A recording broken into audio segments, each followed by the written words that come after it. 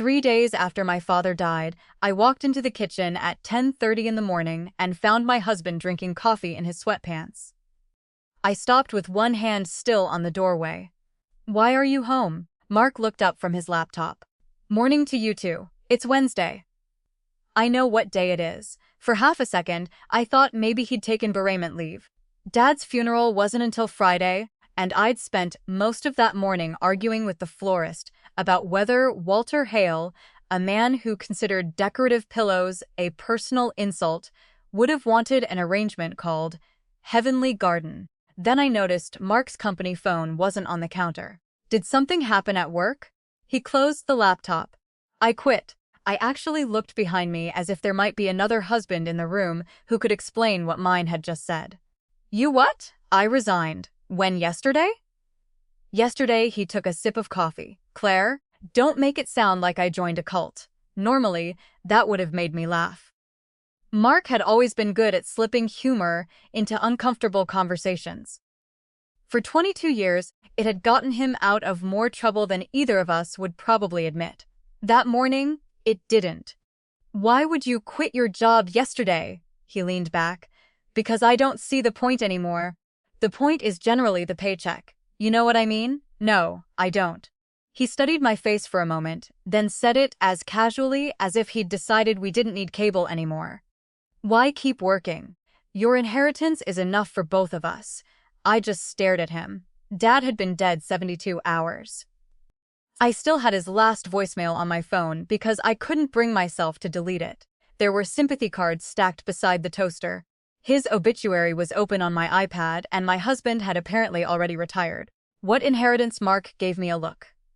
"Come on, Claire." "No. Tell me." "Your dad sold Hale Mechanical for millions. His house is paid off. He had investments. He barely spent money. How much do you think I'm getting?" "I don't. Now exactly." "Then how do you know it's enough for you to quit working?" He hesitated. That hesitation bothered me more than the answer. "Well, even conservatively, it's got to be a few million." I remember thinking, conservatively, he'd done math. I hadn't even done math. I knew Dad was comfortable. I knew he'd sold his commercial HVAC company 6 years earlier, but we'd never discussed what I'd inherit. Dad talked more freely about his cholesterol than his finances. And that's saying something. Mark reached for my hand. "Look, I've worked since I was 22. I'm 55, 33 years of quotas, airports, regional meetings, clients' callings on Sunday, because apparently air filters are a national emergency. Maybe we finally get to enjoy our lives." There was something in that I understood. Mark had been tired for years, but understanding why somebody does something doesn't automatically make the thing reasonable. "You quit without talking to me. I knew you'd worry. That isn't a defense. I was going to tell you." "You did tell me after you quit," he sighed. "Can we not do this right now?" I almost laughed. Apparently, right now was an inappropriate time to discuss the decision he'd made because my father had just died. That evening, Mark's mother and sister came over. My mother-in-law brought lasagna. His sister brought wine. For the first 20 minutes, everything felt almost normal. Then, Mark started spending Dad's money. His mother, Diane, was complaining about another rent increase when Mark said, "Don't worry about it, Mom. Once everything clears, I'll buy you a house." I looked up. Diane blinked. "Mark, I'm serious." "Oh, honey, I couldn't let you do that." Then, without much of a pause, she added, "There are some nice little ranches near Westerville." That was when I realized this conversation might not be entirely new. His sister Melissa smiled. "Look at Mom. She already has a zip code." Diane waved her off. "I've looked." "That doesn't dom anything." Mark laughed. Then he turned to Melissa. "And we'll get you straightened out too." She frowned. "What does that mean?" "Your debt? The business stuff. I'll give you 200 grand. Clean slate." Melissa put down her fork. "Are you serious?" "Absolutely." She got up and hugged him. I sat there holding my water glass. Nobody had asked me anything. Not how I was doing. Not what Dad's estate looked like. Not what I might want to do with whatever he had left me. They had moved directly to distribution. "Mark." He looked at me. "What?" "Dad hasn't even been buried." The table went quiet. His smile disappeared. Claire, that's not what this is. What is it I'm talking about taking care of family? I looked from him to his mother, then to his sister. Whose family? Diane immediately looked down. Melissa sat back in her chair. Mark's jaw tightened. That's unnecessary. So was promising $200,000 that nobody asked me about. Melissa raised both hands. I don't want to be in the middle of this. That was an interesting statement from someone who'd accepted $200,000 approximately 40 seconds earlier. I didn't say it. That was something I was very good at back then, not saying the thing that would make an uncomfortable moment worse. After they left, Mark followed me into the kitchen while I wrapped the leftover lasagna. You embarrassed my mother. I embarrassed your mother. She already feels uncomfortable accepting help. She seemed to recover, Claire. I put the foil down. You had no right to promise either of them anything. We're married. What does that have to do with promising Melissa $200,000? He rubbed his forehead. If your dad left you what I think he did, we're talking about more money than we'll ever need. That still doesn't answer me because you're turning this into something it isn't. What is it then? He gave a tired little laugh. Claire, there isn't going to be your money and my money. We're set. I didn't answer. Maybe because I was tired. Maybe because some part of me was doing what I'd done for years, deciding whether this was really worth a fight. Mark had always been generous, sometimes with things that weren't entirely his. He'd once loaned my SUV to Melissa for 4 days and told me afterward. When his mother's water heater died, he'd promised we'd cover it before mentioning it to me. He volunteered our house for Thanksgiving so regularly that one year I found out because Diane asked what time she should bring the rolls. None of those things had seemed enormous. Marriage is full of small irritations. If you've been married long enough, you learn that not every hill deserves a flag planted on top of it. At least, that's what I'd always told myself. The next morning, my phone rang while I was standing in Dad's bedroom trying to decide which suit he should be buried in. Claire, it's Samuel Green, Dad's attorney. We exchanged the usual awkward condolences.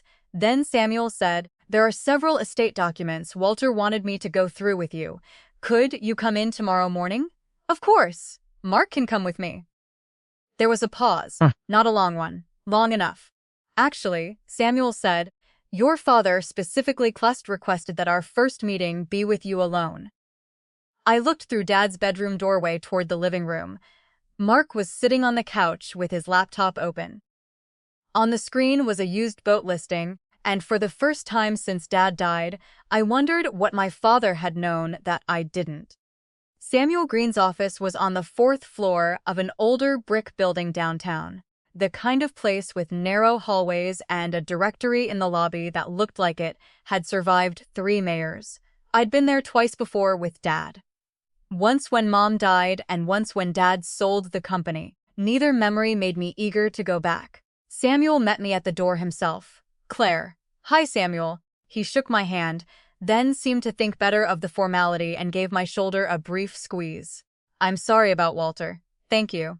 He led me into his office. There was a legal pad waiting on the table along with a bottle of water and a box of tissues positioned discreetly off to one side. I noticed the tissues and decided immediately that I wasn't going to need them. Grief makes you competitive about ridiculous things. Samuel sat across from me for a few minutes. We talked about the funeral, the death certificate, the house, ordinary estate things. Then he closed the folder in front of him. Before we get into numbers, there's something Walter wanted me to discuss with you. Okay, did Mark ever tell you that he came to see your father without you?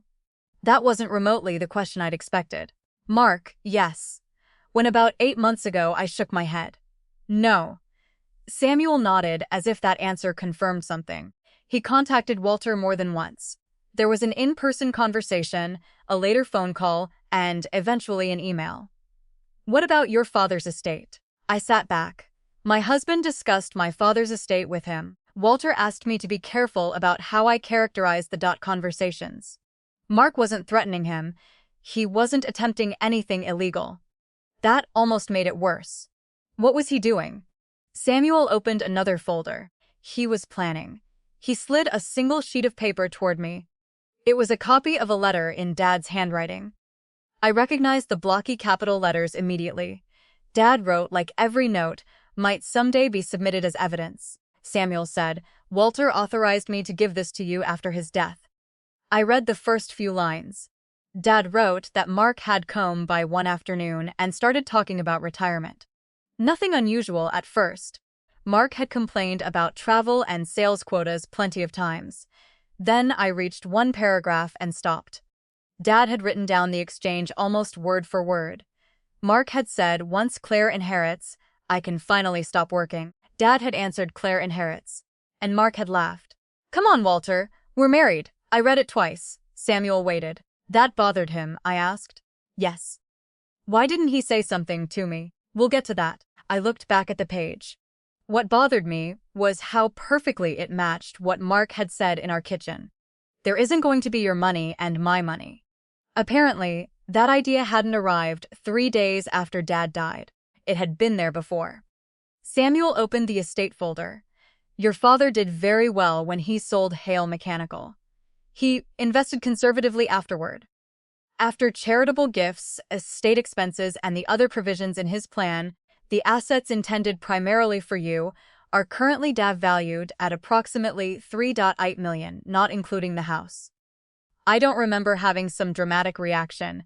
Mostly, I thought Mark wasn't far off, and I hated that thought. Samuel continued, the majority of those assets are held in a trust Walter established before his death. A trust for me? Yes, you're the beneficiary. What does that mean in practical terms? It means you're financially secure. The trust can provide income and distributions for housing, health expenses, retirement planning, and your national financial welfare. This isn't designed to put you on an allowance. Good, because I'm 52. Samuel smiled slightly. Walter made essentially the same point. That sounded like Dad.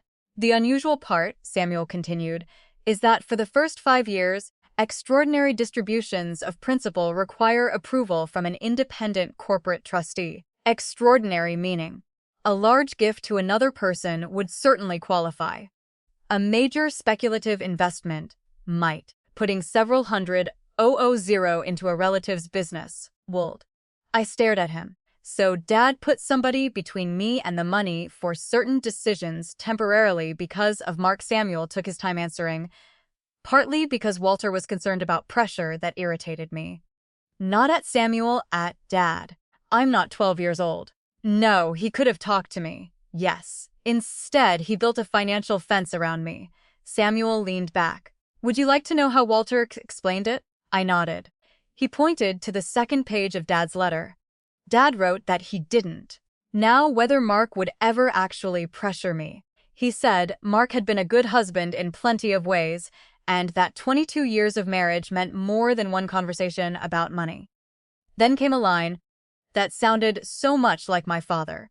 I could practically hear him clearing his throat before saying it. I don't want to leave Claire my opinion of her husband along with my money. I stopped there, Samuel said quietly. He didn't want you spending his last months defending Mark to him. That one hurt, because Dad knew me. I probably would have done exactly that. He wasn't trying to make a decision about your marriage. Samuel said he wanted to make sure nobody could rush you into one about the money. I finally reached for one of those tissues I decided I wasn't going to need. Samuel had the decency not to notice. When I got home, Mark was in the kitchen. He'd showered and changed, which somehow made me feel better until his first word was, "So," I put my purse down. "So what?" He gave me an impatient look. "Claire, what did Green say?" "There's a trust." His expression changed immediately. "How much?" I looked at him. He corrected himself. "I mean, what are the terms?" "No, you meant how much." "Okay, fine. How much?" "I'm not discussing numbers today." "Why?" "Because I buried my father this morning." Mark, that stopped him for maybe 3 seconds. Then he asked, "How long until the trust pays out?" "It doesn't work like that." "What does that mean?" I explained the basics. Not everything. Just enough. Mark paced once across the kitchen. "So, we need approval to use our own money." "My inheritance," he turned. "Seriously, that's what it is. Can we borrow against it?" "I don't know." "Did you ask?" No, he exhaled sharply. Claire, I already quit. There it was. Not I made a mistake. Not I should have talked to you. I already quit. As if his decision had created an invoice. I was now responsible for paying. That night, I went to bed early. Sometime after 1, I woke up thirsty and headed downstairs. I heard Mark before I reached the bottom. He was in the den speaking quietly on his phone. No, don't panic. I stopped. A pause. Then the money exists. It's just tied up, Melissa. I knew from the tone. Mark lowered his voice further. I'll figure it out. Another pause. Then he said something I can still hear exactly as he said it. Claire will come around. I stood halfway down the staircase in the dark. Normally, I would have walked in. I would have demanded to know what he meant. We would have argued until 2 o'clock in the morning, and eventually one of us would have apologized just to end it. Instead, I turned around and went back upstairs because for once I didn't want Mark to know what I knew. I wanted to hear what he said when he thought I wasn't listening. The next morning, I made coffee and asked Mark what he'd promised everybody. Not angrily. That seemed to bother him more. He was standing at the counter spreading peanut butter on toast when I said, "Besides the house for your mother and the money. For Melissa, what else?" He stopped. What? What else have you planned, Claire? It's 7 o'clock in the morning. I know. He put the knife down. Are we really starting this again? I don't think we ever finished it. He stared at me for a moment, then pulled out a chair. All right, what do you want to know? Everything! Mark leaned back and crossed his arms. He said he'd been thinking about a lake place. Nothing ridiculous, according to him. Maybe somewhere near Buckeye Lake, close enough to use on weekends. He wanted to invest enough that we could live comfortably without touching much principal. He wanted to help his mother, help Melissa travel, maybe spend January and February somewhere warm. Listening to him was strange because none of those things sounded terrible by themselves. I'd complained about Ohio winters for 20 years. I liked lakes. I wanted Diane to be secure. I didn't enjoy watching Melissa struggle. The problem was that Mark had built an entire future for us, without once asking whether I wanted to live in it. Anything else? No. You sure? Yes. I took a sip of coffee. When did you quit? I told you. Tuesday. No. When did you actually resign? He looked toward the window. That was enough. Mark. The morning after your dad died. I set my mug down. Dad died late Sunday night. So, Monday morning, yes. You called your boss Monday morning and quit. I sent the resignation in Monday morning. We'd already discussed it. I caught that. We, my boss and me, already discussed what? Mark rubbed his face. Me leaving when a few weeks ago for a second neither of us spoke. Dad was still alive. Claire. You were already talking about retiring while my father was still alive. I was talking about options based on what he stood. Don't do this. Do what make it ugly. I almost couldn't believe that one. I'm not making anything ugly. I'm asking you a question. You're making it sound like I was sitting around waiting for Walter to die. Were you? No. The answer came fast enough that I believed him. But then he added, your dad was 79. He was sick. We all knew what was coming. I stared at him. Mark immediately realized how it sounded. That's not what I meant. Then help me out. He walked to the sink, then turned around. I've worked 33 years, Claire. 33. I've missed birthdays because some distributor in Cleveland couldn't wait until Monday. I've spent half my life in Hampton Inn eating scrambled eggs off paper plates. I'm tired. I know you're tired. Do you? Yes. Because your father got to sell his company and retire before 60. He had choices. There was something in his voice I'd heard before, but never paid much attention to resentment. Not really toward Dad, toward what Dad represented. I don't own a company, Mark continued. I don't have some huge retirement package. So when it became obvious we'd have enough, he closed his eyes. Here we go again. No, answer me. When did my father's estate become your retirement account? He grabbed his keys. I can't talk to you when you're like this. That almost made me smile. He was unemployed. I had no idea where he was storming off to, but apparently he had somewhere to be. I didn't stop him. Over the next 2 days, I started discovering how far his plans had gone. First came an email on our shared household account. from a real estate agent thanking us for our interest in a lake property. I called. Mark had put down a refundable $5,000 deposit from our joint checking account. That evening, Diane called and casually mentioned she'd told her landlord she probably wouldn't renew her lease when it came up in 4 months. Then Melissa called. She wanted to know whether I had any idea when things might clear. What things? There was a pause. You know the estate. Why? Another pause. I've been talking to one of my creditors, and Mark said I shouldn't agree to a long repayment plan if I'm going to be able to settle it soon. I sat at my desk staring at the wall. Mark hadn't merely made promises.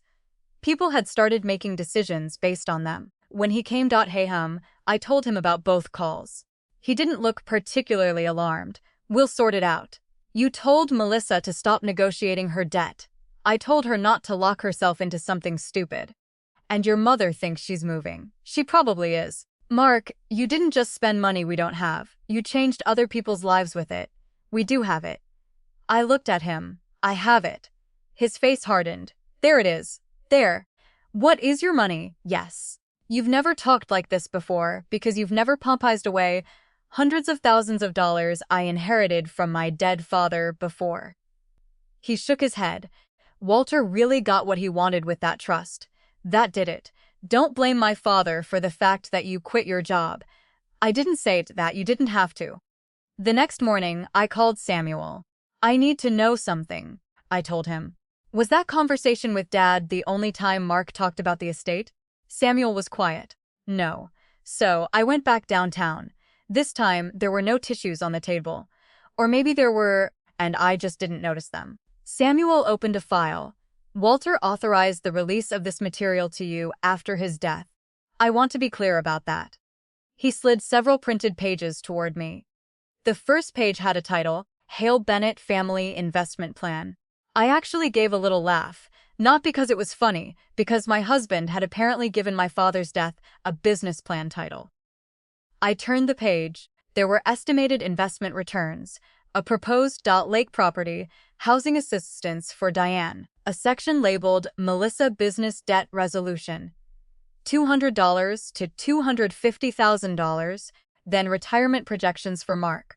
I kept reading. Dad's estimated estate value appeared in 3 separate places. So did my name. Claire's expected inheritance. Claire's assets. Claire's projected investment income. I turned back to the first page. What's the date? Samuel didn't answer. He didn't need to. It was right there in the upper corner. 11 months before Dad died. I sat back. 11 months. Not 3 days after. Not grief. Not panic, not some stupid decision made by an exhausted man after a funeral. Mark had been designing this life while Dad was still going to the hardware store, complaining about property taxes, and calling me every Sunday to ask why I hadn't checked the oil in my car. I went through the pages again, slower this time. Then something struck me. Samuel, yes, there's nothing here about what I wanted. He didn't say anything. There wasn't a section about whether I wanted to retire. Nothing about my plans, nothing about what I might want to do for Emily, nothing about charities Dad cared about, nothing about keeping the money invested. I was everywhere in those pages, and somehow I wasn't in them at all. Samuel finally asked, "Are you all right?" No. It was the easiest answer I'd given all week. Then I closed the folder. But I finally understand why Dad was worried. Before I left, I told Samuel one thing clearly.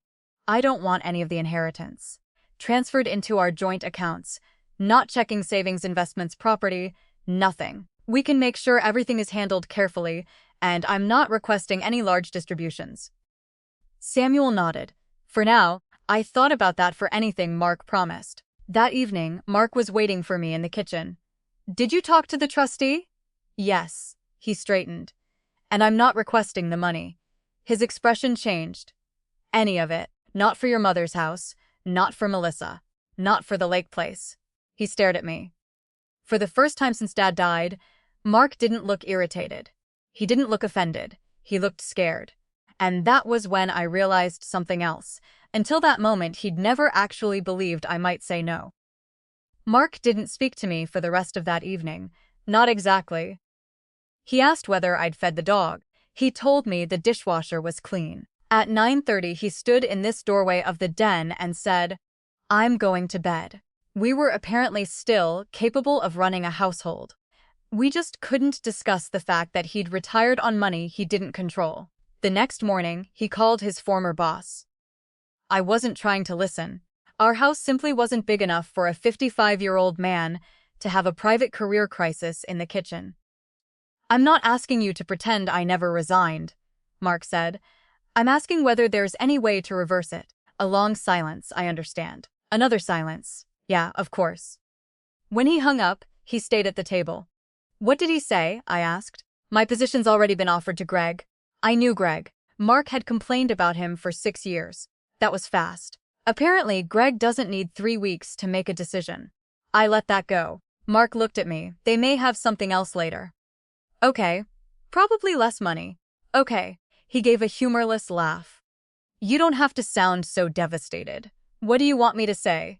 "I don't know. Maybe that we'll figure this out together." I put my coffee down. We can figure out what happens next together. We cannot pretend quitting was a decision we made together. That distinction became the argument underneath every argument we had for the next week. Mark wanted me to request enough from the trust to replace 2 years of his salary while he figured out what he wanted to do. I said no. I wasn't threatening to stop paying the mortgage or groceries. I had my income from the physical therapy office, my own savings, and we'd always shared household expenses. What I wouldn't do was turn Dad's estate into severance pay for a resignation I hadn't known about. Then Mark's mother and sister came over. They called it talking. Family has a remarkable number of gentle words for situations that are not gentle, Melissa started. "Mark told us you're not requesting any distributions." I looked at him. He stared at the floor. "That's correct." Melissa shifted on the couch. "I just wish I'd known before." "Before what?" "Before I changed things. With my creditors. I didn't tell you to change anything." "No. Mark did." "Then Mark owes you an apology." She frowned. "He's your husband, Claire." "Exactly. My husband, not my father's executive." Diane stepped in before Melissa could answer. "Let's not make this uglier than it needs to be." That phrase again, apparently asking people not to spend my inheritance, was what kept making everything ugly. Diane's approach was different. She didn't talk about entitlement. She talked about rent. Her lease had gone up twice in 3 years. She worried about another increase. She was 76 and tired of wondering whether she'd still be able to afford the same place at 80. And here's the part that would have been easier if I'd hated her. I didn't. Diane had driven me to the hospital when Emily was born because Mark was 2 counties away on a sales call. She'd sat beside me during my mother's chemotherapy. She made a ridiculous cranberry salad every Thanksgiving because Emily loved it. People are inconvenient that way. They can hurt you without erasing every decent thing they did before. After they left, I found myself thinking about that house, not the one Mark had promised her, just a small condo, something safe, something she could manage. 2 days later, I sat in Samuel's office and surprised him. What if I wanted to buy Diane a place? Samuel took off his glasses. "Do you?" "I might." "That's different from whether you can." "I know." We talked numbers. Something around $225,000 or $250,000 could buy a modest condo in an area she liked. It would require trustee approval, but Samuel thought a carefully structured request could be considered. Then he asked me one question. "Is this what you want, Claire?" I didn't answer immediately. I don't want her scared about housing. That wasn't my question. Lawyers can be irritatingly precise when they're good at their jobs. "I don't know." "Then don't submit anything today." So, I didn't. And thank God for that. Diane came over the following afternoon. She didn't even take off her coat. "Mark said you talked to Samuel." I glanced toward the den. "Mark wasn't there. He told you that." "He said you might be reconsidering." I was thinking about some options. Her face brightened. "A condo would actually be better than a house. Less maintenance." I hadn't mentioned a condo to her, which meant Mark had again. I felt tired more than angry. "Diane, I haven't decided anything." Her expression changed. Claire, I don't understand what there is to decide a lot, but your father left you almost $4 million. There was that number. Apparently, Mark had shared that too. That's between me and Dad's estate. I'm not trying to pry. She absolutely was, but I let her continue. I just think you're making decisions while you're grieving. Maybe Walter made sure you'd never have to worry about money again. I waited, then she said it. Walter can't use it anymore. What exactly are you saving it for? I looked at her. Diane must have seen something change because she immediately softened her voice. I didn't mean it that way. But there wasn't another way to mean it. Until then, part of me had still thought that if I gave her the condo voluntarily, I could separate my generosity from Mark's arrogance. Sitting there, I understood I couldn't. Not yet, because Diane wasn't waiting to see whether I wanted to give. She was waiting for me to stop refusing. I think you should keep your current lease, I said. Her face fell. Claire, I haven't submitted anything to the trustee. She stared at me for a moment, picked up her purse, and left. Emily called that night. I'd been expecting it. Mom, what's going on? What did Dad tell you? That he made a stupid decision. That narrows it down. She didn't laugh. He said he retired too early because Grandpa left enough that you guys would be okay. That's one version. He also said, you're talking about separate accounts and lawyers. I already have a lawyer. He handles Grandpa's estate. Mom, I heard the frustration in her voice. Then she said the thing I knew someone eventually would. Dad screwed up. I know that. But are you really going to end 22 years over money? That one hurt because it came from my daughter. No, then what are you doing? I could have told her about the 11-month-old plan. I could have sent it to her before we hung up. Instead, I said, I'm not asking you to choose between us. I'm not choosing. Good. But I don't understand. I sat down on the edge of my bed. I'm trying to figure out when your father started believing that being married to me meant he didn't have to ask me anymore. Emily went quiet. We ended the call without solving anything. That night, Mark came into the bedroom. We can't keep living like this. No, we can't. If we're married, we build a future together. I agree. Then you can't wall off almost $4 million and act like it has nothing to do with me. I looked at him. You quit your job without asking me. He opened his mouth. I kept going. You promised your mother a house without asking me. You promised your sister $200,000 without asking me. You planned your retirement before Dad died without asking me, Claire. And now I'm supposed to prove I'm committed to this marriage. He had no answer. That was almost worse than another argument. I took my pillow from the bed. Mark watched me. What are you doing sleeping in the guest room? For how long I stopped at the door, I don't know. And for once, I didn't rush to give him an answer just because he wanted one. Mark moved into the guest room before I could change my mind about taking it. I came home from work the next day and found his clothes hanging in the closet in there, his shaving kit in the bathroom, and a stack of resumes on the desk. Neither of us mentioned it. For the next few weeks, our marriage became strangely polite. Do you need anything from Kroger? No thanks. I'm taking the dog out. Okay, I'll be home late. Interview. Good luck. You can live with somebody for 22 years and become courteous strangers remarkably fast. But Mark did start changing things. He canceled the lake property and got the deposit back. He updated his resume. He called former clients and people he'd worked with years ago. I heard him practicing answers before interviews, trying to explain why a man of 55 had abruptly left a perfectly good sales position without saying, well, I thought my father-in-law was about to finance my retirement. Most important, he stopped asking about the trust. At first, I assumed it was strategy. Then one Saturday morning, I heard him talking to Melissa. I was in the laundry room folding towels. No, he said, you need to work something out with them. A pause. I know what I told you. Another pause. No. Claire didn't change her mind. This isn't about Claire.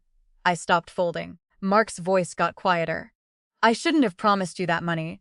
I couldn't hear Melissa's answer, but I could imagine it. Then Mark said, I know. A longer pause. But it wasn't mine to promise. My hands went still. That sentence shouldn't have mattered as much as it did.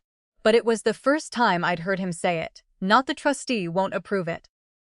Not Claire won't release it. Not Walter tied everything up. It wasn't mine. For the first time since Dad died, I wondered if Mark actually understood. A few days later, he called his mother. I happened to be making dinner. Mom, listen to me. Don't give notice on your place. I turned the burner down. Even from several feet away, I could hear Diane's voice rising through the phone. Mark rubbed the back of his neck. I know what I said. Another burst from Diane. No, Claire didn't stop me. He looked at me. I said nothing. Mark turned toward the window. I promised you something that wasn't mine. There it was again. Diane kept talking. Mark finally said, I know you're disappointed. I'm sorry, but that's on me. When he hung up, neither of us spoke for a moment. Then I said, thank you. He looked surprised. For what? For not making me the villain? He nodded. I did that enough already. That was probably the closest we'd come to tenderness in weeks. And that made what I did next harder. The following Sunday afternoon, I asked him to sit down with me. Not in the den, not in the bedroom, at the kitchen table, the same table where he'd promised his mother a house and his sister $200,000. While Dad's funeral flowers were still sitting in our living room, I put Samuel's folder between us. Mark looked at it. What is that you tell me? I slid the first page across. He read the title, Hale Bennett Family Investment Plan. His face changed. He didn't ask where I'd gotten it. That told me plenty. You sent this to Dad. Mark leaned back. It was hypothetical. 11 months before he died. Yes, I opened it. Here's your retirement projection. He said nothing. Here's the lake property. Nothing. Here's the money for your mother. I turned another page. And here's $200 to $250,000 for Melissa Claire. I was planning possibilities. For whose money? He rubbed his forehead. We've done this. No, we haven't done this. I pushed the pages toward him. Show me. Show you what? Where you asked what I wanted. He looked at me. Claire, it's 6 pages. It shouldn't take long. He didn't touch them. So, I did. I went page by page. My name is here 14 times. I tapped one line. Claire's expected inheritance. Another, Claire's projected dots. Another, Claire's investment income. Then I looked at him. Where am I? He frowned. Your name is everywhere. Exactly. That shut him up. My money is everywhere. I'm nowhere. For a while, all I could hear was the refrigerator humming. Then Mark said I was tired. I waited. I know that's not an excuse. No. He looked down at the papers. I'd been doing the same job forever. Your dad sold his company before 60. He had his house paid off. He could help Emily with college without checking his bank balance first. Dad never held that over you. I know. His answer came so quickly. I believed him. That almost made it worse. I hadn't expected that. Mark gave a short, embarrassed laugh. Walter never had to say he was more successful than me. I knew Mark. No, let me finish. So, I did. I wanted to be done worrying about money. And yeah, I wanted to be the guy who could tell my mother she never had to worry about rent again.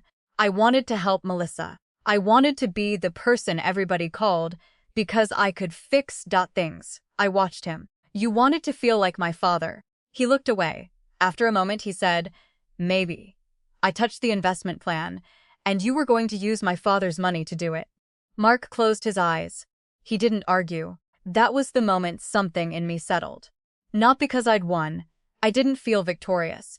I finally understood what had happened, and understanding it made me sadder, not happier. Mark hadn't spent 11 months plotting to rob me. He'd done something more ordinary. He'd built a story in his head where my inheritance solved every disappointment he had with his own life, and he'd never noticed that I was a person in that story, not an account number. Emily came by later that afternoon. I hadn't invited her for a confrontation. She'd been planning to stop by anyway. The folder was still on the table. She noticed it. What is that? I looked at Mark. He nodded once, so I showed her. Emily read quietly for several minutes. Then she looked at her father. You wrote this before Grandpa died. Mark swallowed. Yes. How long before 11 months? She stared at him. Dad, there was more disappointment in that one word than I could have produced with an hour of yelling. Mark looked down. I know. Emily didn't suddenly become my defender. She didn't need to. She just finally understood what she'd been asking me to overlook. After she left, Mark and I sat at the table again. "I'm sorry," he said. I believed he meant it. That was the worst part. If he'd still been arrogant, the decision would have been easy. Instead, he was trying. Maybe genuinely, but Dad hadn't created that trust to tell me whether Mark deserved forgiveness. He'd created time, and I finally knew what I needed to do with some of it. "Dad didn't need to protect me from you with a lawyer," I said. "He just gave me enough time to see what I would have talked myself out of seeing." Mark looked at me. "What are you saying? I need you to move out." His face went still. "For how long? I don't know. Are you divorcing me?" I shook my head. "I haven't decided." He looked wounded, and I hated that I still cared, but I did. Then I said, "And that's the first big decision in this house nobody else gets to make for me." This time, Mark didn't argue. Mark moved out the following Saturday. There was no dramatic scene, no suitcase thrown onto the lawn, no neighbors pretending not to watch through their blinds. He rented a one-bedroom apartment about 15 minutes away and made 3 trips in his SUV. On the last one, he stood in the kitchen with his keys in his hand. "I'll leave the garage remote. You can keep it for now," he nodded. Then neither of us seemed to know what came next. 22 years of marriage, and suddenly goodbye felt too formal. "Call me if anything comes up with the house," he said. "I will." He left. I locked the door behind him, then immediately felt guilty for locking it. That's the strange thing about setting a boundary after years of avoiding them. Even when you know why you're doing it, part of you still feels rude. The next few months weren't nearly as satisfying as people imagine these things are. I missed him. Not every minute. Some evenings I enjoyed eating exactly what I wanted and watching television without Mark asking questions halfway through a show he'd claimed he wasn't watching. But I missed hearing his key in the door. I missed his terrible habit of leaving cabinet doors open. I even missed the way he sneezed like somebody had fired a starter pistol in the kitchen.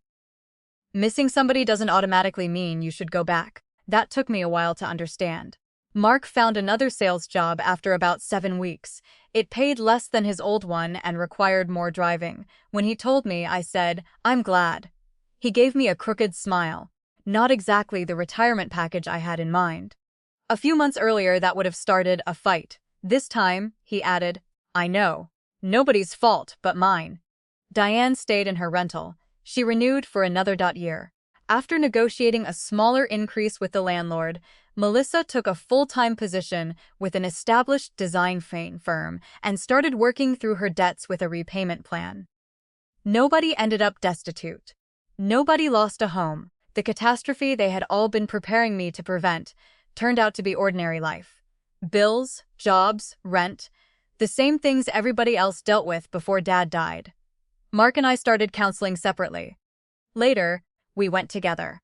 I won't pretend therapy produced some magical conversation where he said exactly the right thing, and I suddenly understood 22 years of marriage. Mostly, it was uncomfortable. One afternoon, our counselor asked Mark why he'd been so certain I would eventually agree to his plans. He sat there for a long time. Then he said, "Because she always came around." I looked at him. No, he turned toward me. I usually gave in.